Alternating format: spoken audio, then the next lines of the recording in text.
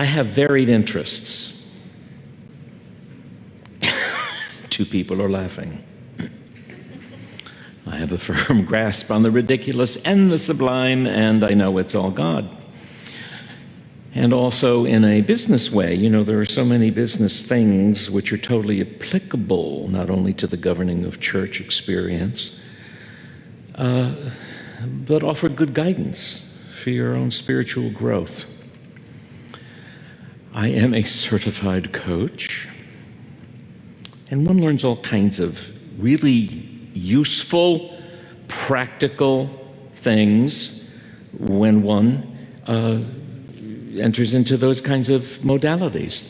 And someone reminded me recently, like last week, of something which is not necessarily proprietary, but a great construct which I feel is so appropriate to share with all y'all today. When one is at a watershed moment or a choice point, whatever word you prefer, on a threshold of anything, keeping in mind that every single day is a choice point, every single day is a threshold opportunity, but sometimes they seem bigger than others, right? Life moments. I'm at a big life change moment myself right now. And as this friend was sharing, I don't need to be coy, it's Dr. Dale Savage. I don't know why I'm saying this friend, like it's a mysterious person that I'm ashamed of. Hello, Dr. Dale. Thank you for sharing your wisdom with me. But she reminded me of 4 initials, which are 4, that many.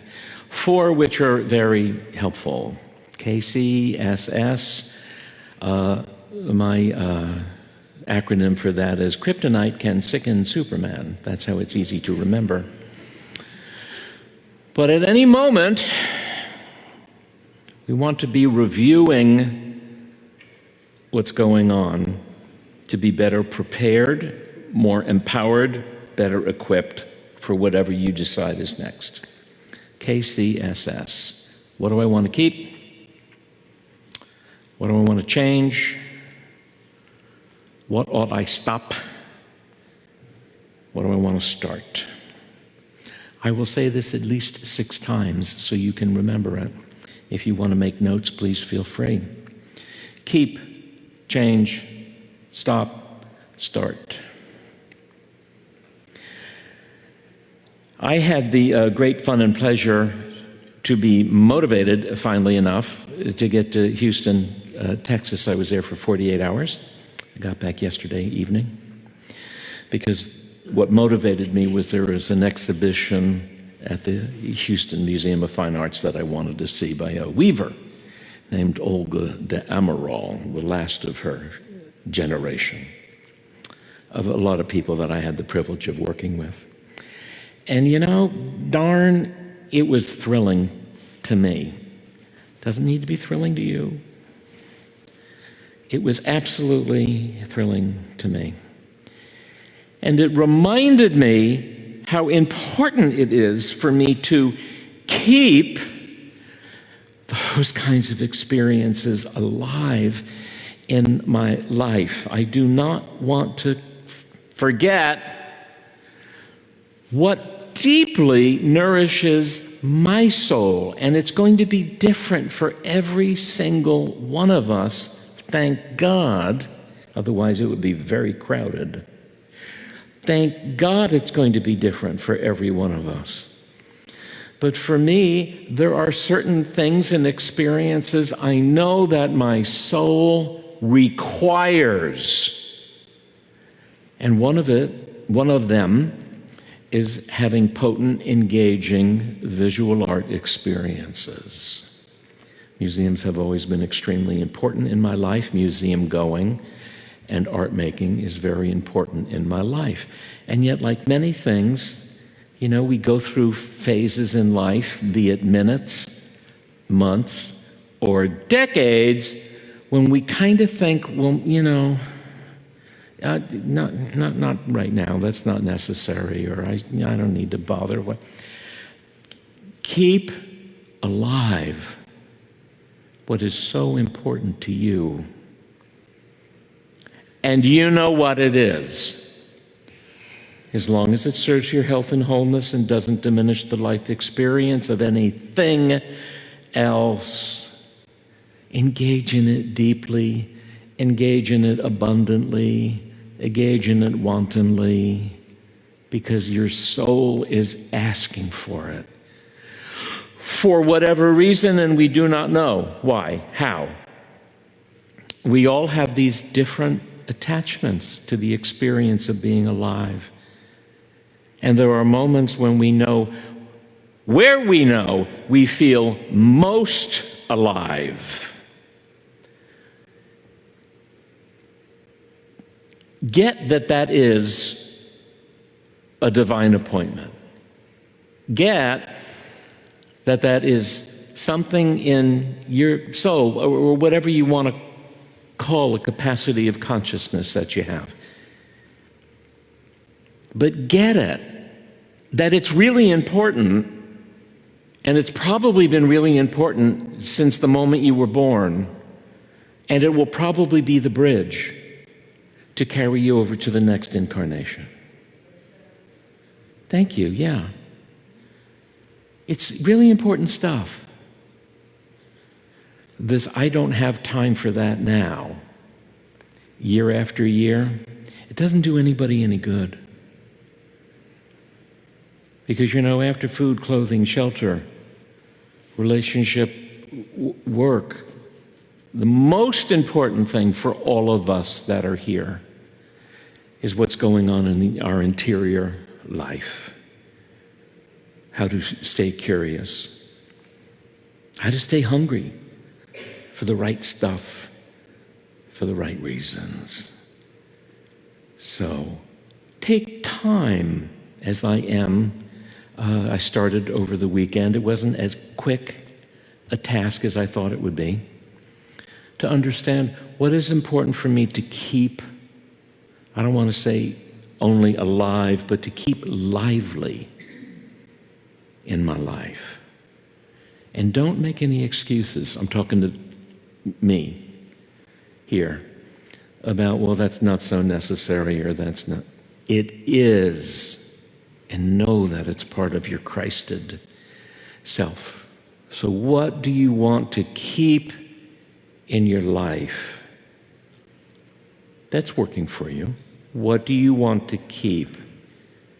Really important consideration. And especially at a moment like this, I know there's more. I'm not the only one who's probably moving. Well, you're moving too, aren't you? Bless your heart. And welcome to Nashville. Never speed in Belle Meade. That's all you need to know. You see, they laugh. They know. That's all you need to know. You'll be fine. Especially, though, when there's a big upheaval, it's so important to know what is working for me, what am I committed to keeping lively in my life experience, and then that can organically then morph into change. Keep, change, start, stop. Change. What do I want to change in my life? Well, change is usually going to be something that is pretty good. It's a part of my life. It's great. Perhaps it needs a little fine-tuning. Perhaps it needs some fine-tuning. Buckminster Fuller, whose work was so influential on my generation and on me in particular, identified himself even on his tombstone as a trim tab, just that tiny leading edge of a ship's rudder, that if you move the trim tab just a little bit, then the whole thing moves so easily and creates great change. So think about change as, what's an area where you could use a trim tab? We're not talking about enormous effort when we talk about change. We're talking about fine-tuning an experience, upgrading a relationship, maybe. Being brave enough to fine-tune a relationship, that's hard. Only because it takes an honest conversation with somebody that you already care about. There are ways to do that. There's a program called Nonviolent Communication. But to simply be able to tell the truth to a friend, to a spouse, to a coworker, without a charge behind it. But knowing that my intention here is to make this an even more vital part of my life. And how can we both move in this direction?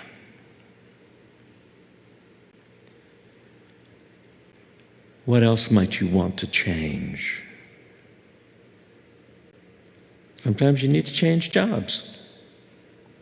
Sometimes you get to. Because you know that there's yet a greater adventure that I know for myself. I don't vision myself in pulpit ministry. That time of my life is complete, but I'm not finished. I don't know what that is. So there will be a change in the way I express myself. And there's a change happening for Reverend Christina. She's still an ordained minister.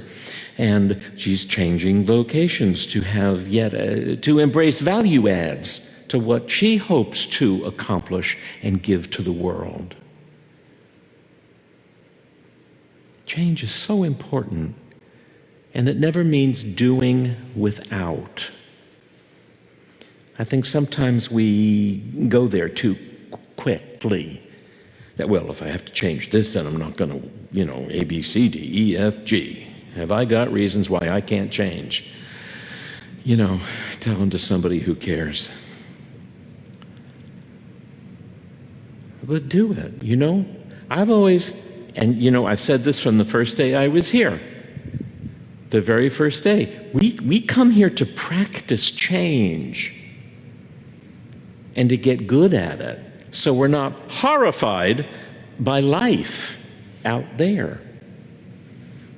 And I know some of you remember it, but I know on the first day I said, if you ever lived in New York City, the subway's kind of old, and if you live there and you take it every day, you know that you always have to keep your knees flexed just a little bit, because there are going to be bumps. And if you keep your knees locked, like you're resisting the reality of subway, your head's going to go the whole way. And how many of us go through life like that? Plenty. Just keep your knees flexed a little bit, and all change is fine. It's doable. In fact, it's easy and it's natural. Keep, change, start, stop. Now, in the coaching world, I'm going to tell you to do things so you get results. I'm using a modality for your spiritual growth in this case. Well, what do I want to start? If you asked me what's the most important thing to start doing in terms of spiritual growth, is start being willing. Start accepting yourself as you are. Start now. I don't want to use that as the stop example. I want to use that as this is the start. Because wherever any of us are on our journey, we're all sort of headed in the same similar direction. Yes, but start accepting life as it is. Start accepting yourself as you really are. At long last, can we do that?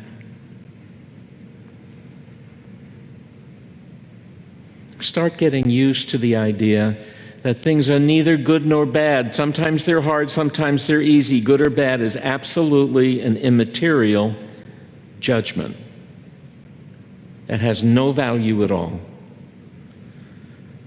But if we start accepting ourselves as completely capable of handling our own life and the experiences that come, it will be a life that unfolds most of the time in ease and grace.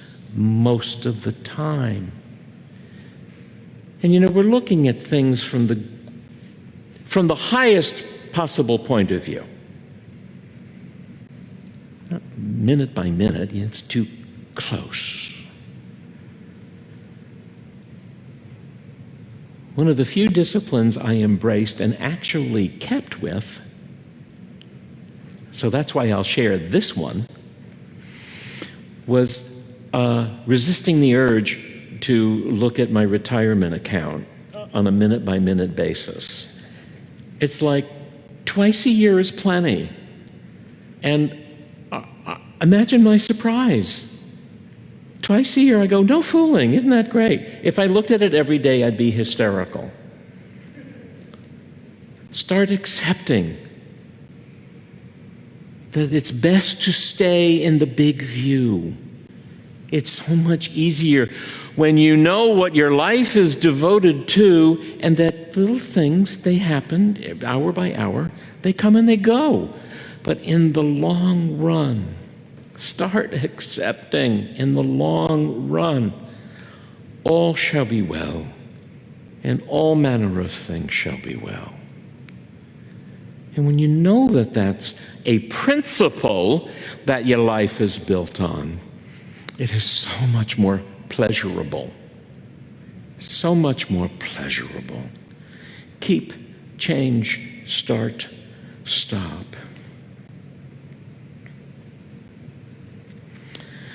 Stop.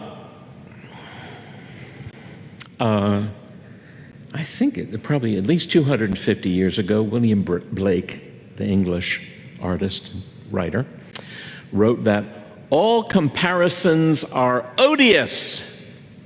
They stink.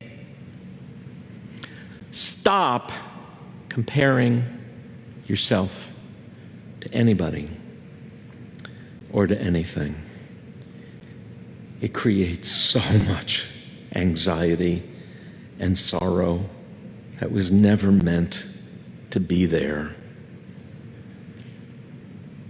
Even, bless his heart, Ralph Waldo Emerson, I got to throw this one out, says, the roses beneath my window do not compare themselves to each other or any other living thing. They exist in their beauty today as they are. We spend so much energy comparing, and how do you not, with visual stimulation and media all around us, and insecurities, and tribal energies. How do you not? Stop it as best you can. It is, Charles Fillmore had an expression I love, it is a profitless pursuit. There is no gain, there is no advantage, there is nothing to be learned in comparing yourself. Imagine if you spent the same amount of time that we do feeling insecure and comparing ourselves to other people, if you spent that in creating your life. Imagine where you would be.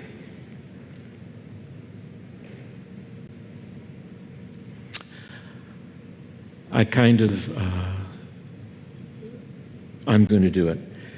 So I thought if I was going to use keep, change, stop, start, stop. What would I do if I was going to be here forever in this church? I would keep teaching principle. I would keep insisting that you are perfect, whole, and complete, lacking nothing. I would keep the doors open for anyone who has a desire to grow and walk a path of peace. I would keep doing that.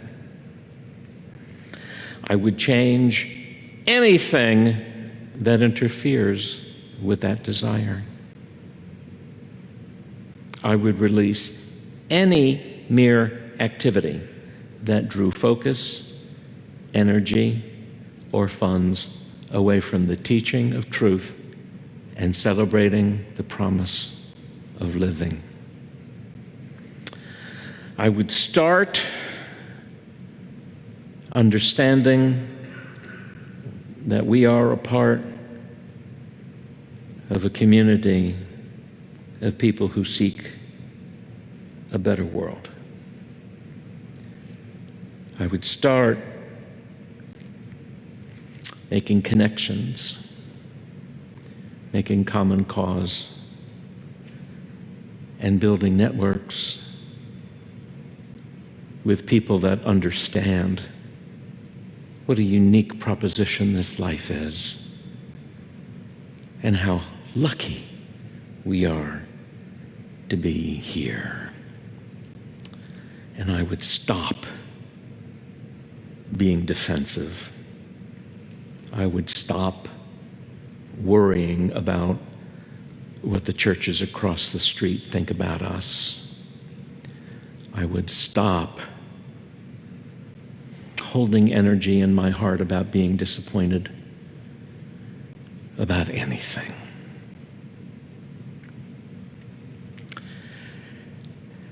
And as I wrote that little list, I thought, well, you know, I'm not going to be in this church forever, but I can do every one of those things.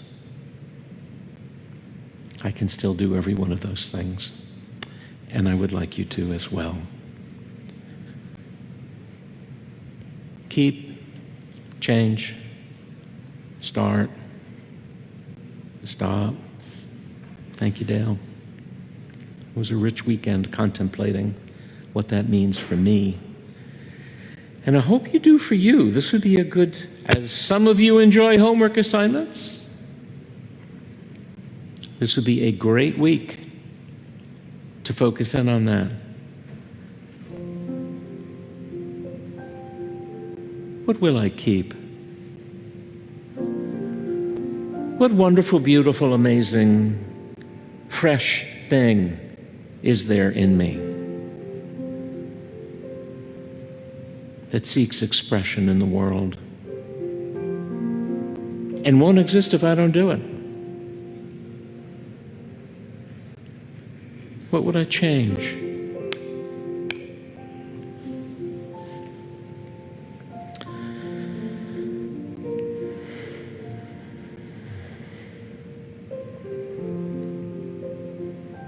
I'm thinking of so many things right now I would change, I can't even articulate one.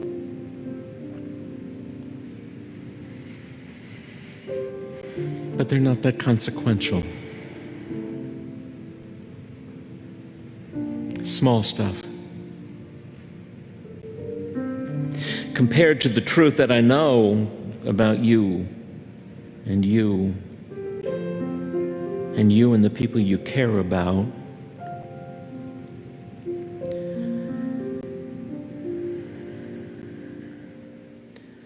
what would be great to start this week? The earth is starting autumn on Wednesday. It's a whole change of seasons.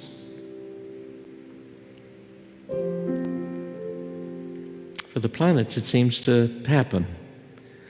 No doubt there's a governing intelligence, an infinite coordinating ability that is the mind of God at work.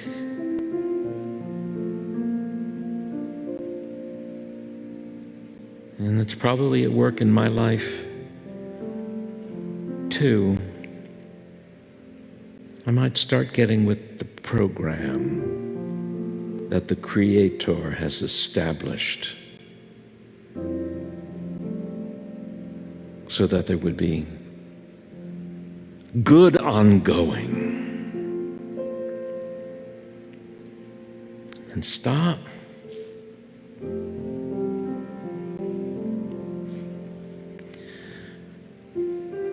Stop with the thoughts of insecurity, comparison,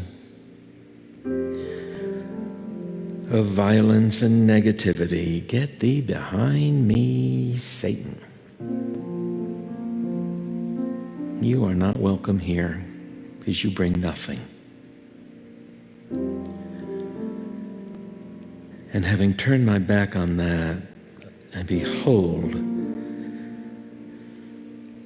a world in front of me, as if it all was made just for you. How about that?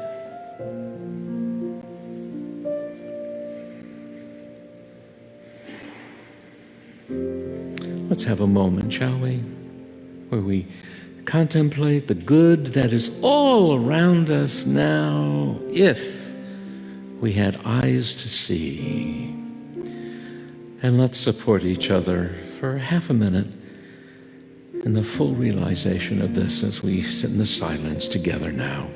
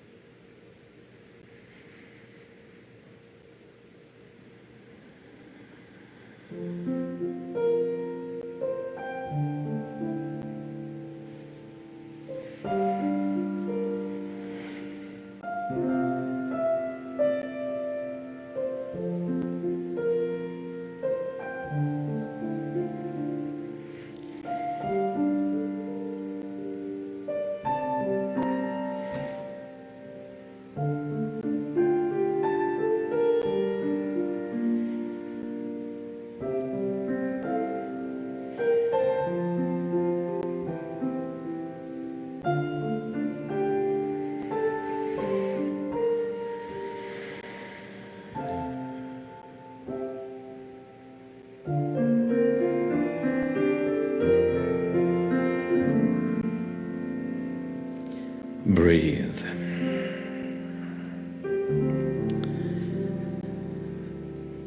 And remember that this day, this moment, places you and your spirit at the threshold of its greatest possibilities. What will you keep of yourself? All that is good, all that is true, all that blesses all people everywhere. And what would you change? Anything that has great value that's not yet been optimized, so release, so that might be free to add greater good to your life. And what will I start? I'll start every day saying, this is the day the Lord hath made, and I will rejoice and I will be glad in it. Because I have stopped waiting for fantasy to be fulfilled, and I have assumed full responsibility for the shape and the content of my days and my life.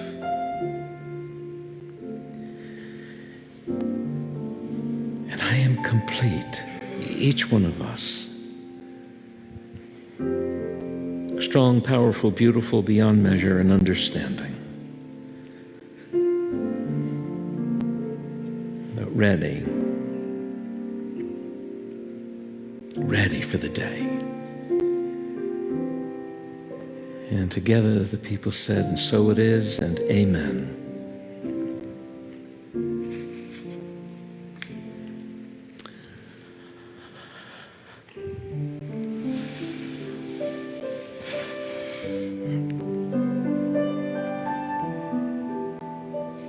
I'm taking a moment. I'm looking at your faces.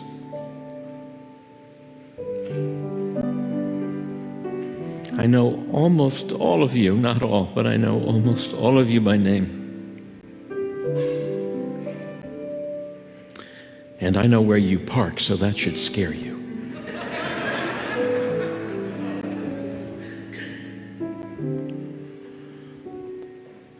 I have a friend who's 95, whose life affirmation, since I've known her for 40 years, has been one lifetime is not enough.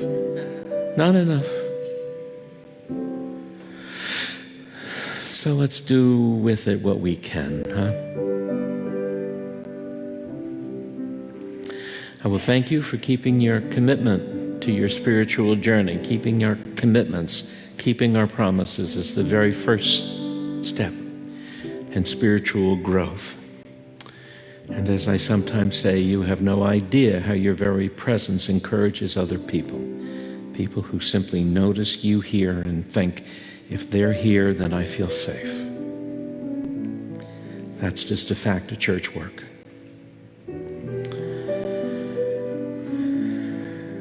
I know that fellowship happens when we encourage each other on our journey. So reach out to somebody this week and tell them what you heard here. Keep, change, start, stop. Share that with a friend. No doubt it will inspire them. And just something will occur to them that might not have happened before unless you had shared that. And that is being deeply met. That is true fellowship. And as always, in closing, you pray for me and I'll pray for you, because that's just what God's children do. And so before we do close, let's know that there are people who are suffering.